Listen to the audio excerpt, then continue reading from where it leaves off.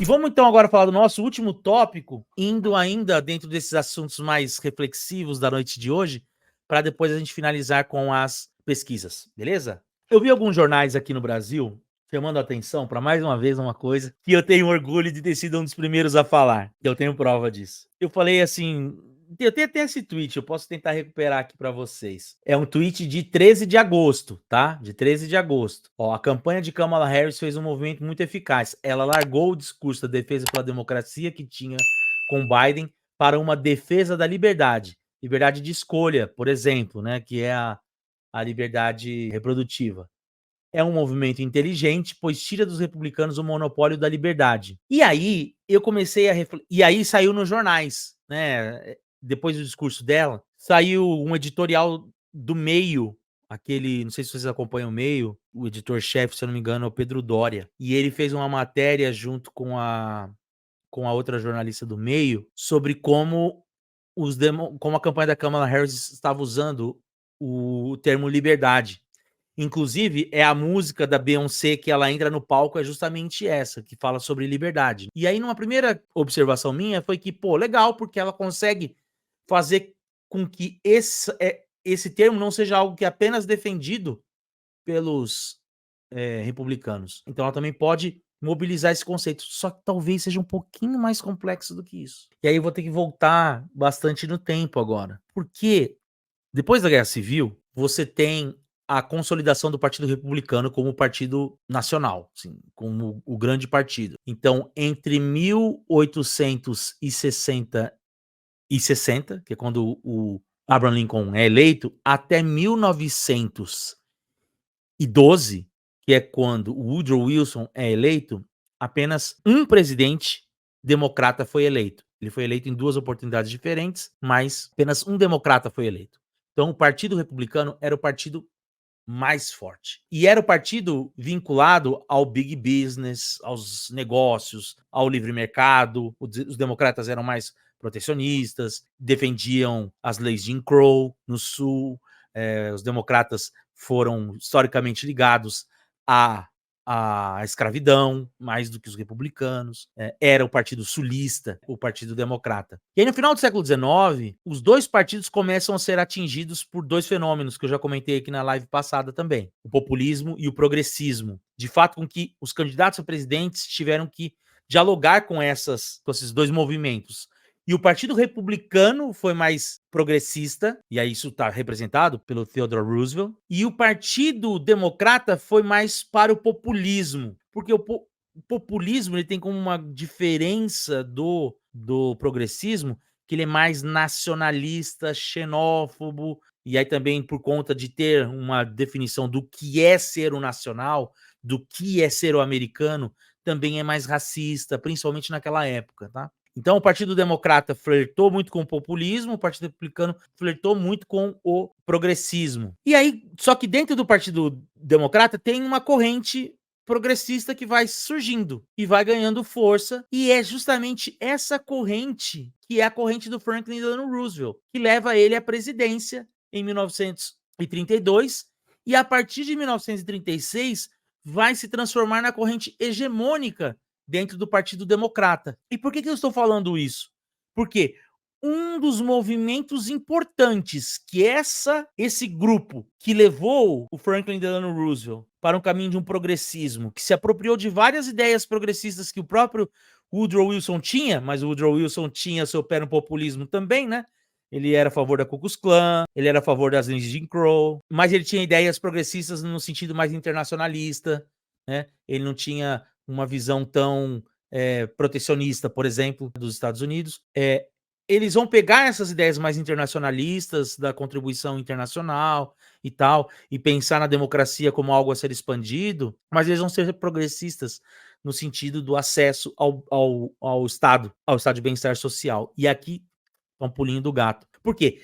Quem dialogava pela expansão dos serviços públicos, pela expansão do estado do bem-estar social, era chamado de comunista. Então, o New Deal foi vendido como um projeto para levar pelos republicanos, né? O New Deal, que era dos democratas, dessa ala mais progressista, foi vendida pelos republicanos como um projeto de caminho para o comunismo nos Estados Unidos. O que eles tiveram que operacionalizar para dizer que não, que isso era algo americano, de que investir no acesso à saúde, na expansão da educação, na seguridade social, né, no seguro-desemprego, era algo americano. Eles tiveram que ressignificar o conceito de liberdade. Por quê? O conceito de liberdade, até aquele momento, ainda era preso a uma dimensão individual. E aí o que esses sujeitos, e aí tem teóricos, por exemplo, como o próprio John Dewey, vão defender, e é daí que surge a ideia de liberal, que é um liberalismo progressista lá nos Estados Unidos, é que é o seguinte: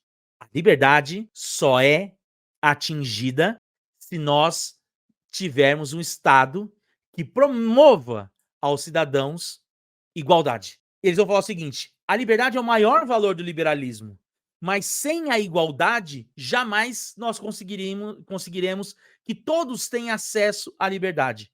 Então, para que todos tenham acesso à liberdade de Thomas Jefferson, à liberdade que os pais fundadores nos prometeram, nós temos que construir um Estado forte, como Hamilton desejava, que dê aos americanos a capacidade de atingir a sua liberdade. Então, a igualdade se torna algo importante e a premissa para se atingir a liberdade do Thomas Jefferson. Então é um exercício que é de ressignificação da liberdade. A liberdade não como aquele esforço individual, de que se você não consegue atingir os seus objetivos, você é um fracassado. Se você não consegue ser um vencedor, ser um self-made man, alguém que prospera, isso é culpa sua. A América foi feita de indivíduos que venceram na vida e oportunizaram a sua vitória para os outros, né? Um discurso, por exemplo, que aparece no Carnegie, no Andrew Carnegie, que ele vai falar justamente isso. Olha, os empresários são aqueles que conseguem transformar o dinheiro em mais dinheiro. Cabe a eles dividir isso com os mais pobres. Para quê?